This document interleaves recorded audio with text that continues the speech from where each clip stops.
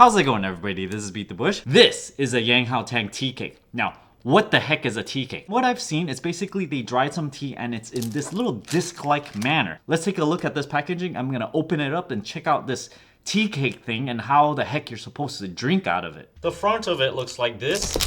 Now I want to read over this stuff because it's kind of funny. 10-year organic Puerh tea cake. I assume it's because this thing's been aged 10 years, so it's really old. Date of expiration, it says long time. I've never seen anyone put that. Tang 10 years aged organic Chinese Yunnan premium Puerh tea black cake cha. Cha is tea, I assume. Ripe fermented collectible. I don't know why it's collectible. Maybe you can collect this thing and not really drink it and just kind of put it aside and maybe hope that it'll be worth more later on. Nothing in there. Exquisite tea, a friend in your life. This is their little catalog and their little manual. I can't read this, but I think the tea is probably grown here in China somewhere. You got this tea thing. Yuman Kizi Bing Tea Cake. So just to give a little scale, this thing is roughly the size of my head, encased in this soft paper. Smells old. Is it safe to drink this even? I don't know. I guess I'm gonna try it. I hope it's okay. So this is the front of it. Little bits of pieces of teas dropping onto this thing. Just a little bit like that.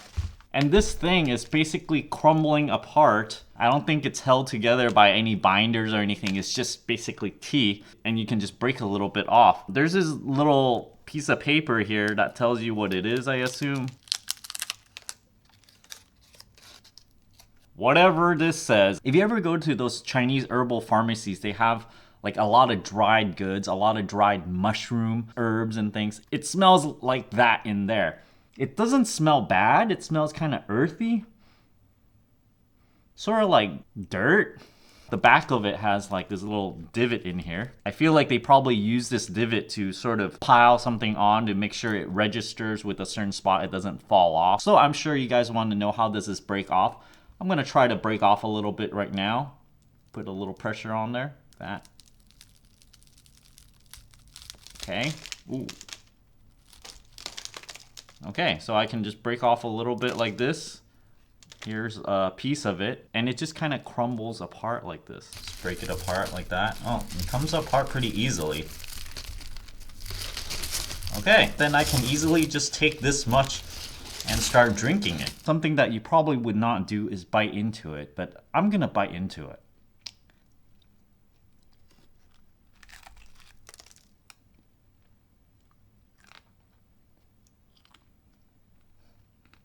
What if you eat a tea cake? Can I just eat it like this? Will I get too much caffeine? I think this will have too much caffeine if I eat it because it's like 100 cups of tea or something altogether. Okay. Oh. Oh. That tastes weird. It tastes like what it smells like. It's very concentrated, as it should be because, you know, when you're making tea, you're diluting it. What the heck? I hope when I am brewing it, it would taste a lot better. So let me get a cup of hot water and then start brewing it. So I got some hot water over here. I'm gonna measure the temperature. 198 or so. Roughly good for black fermented tea. So I'm gonna put about 1 teaspoon over here. This is generally about how much. I'll know how much to put in after I drink a few cups. So this is just a starter.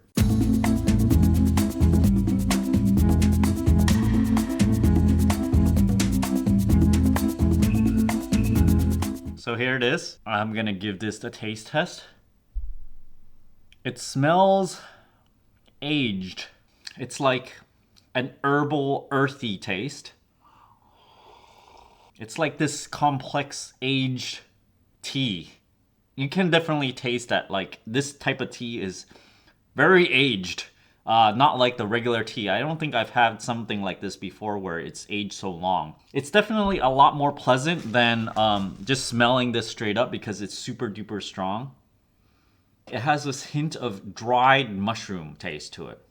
And in Chinese food, dried mushroom is sort of pretty well prized. I'm gonna pour this in another cup and try to brew a second cup already because I feel like the first brewing might not do it justice. Sometimes you're supposed to drink the second brewing in order to get the most flavor. Maybe you have to wash it off first or something. So let me do the second brew first. So this tea, I feel like you definitely should be drinking it by itself and not add milk. It's not so strong as where you can add milk to it and it'll still overcome the creamer and also the sugar.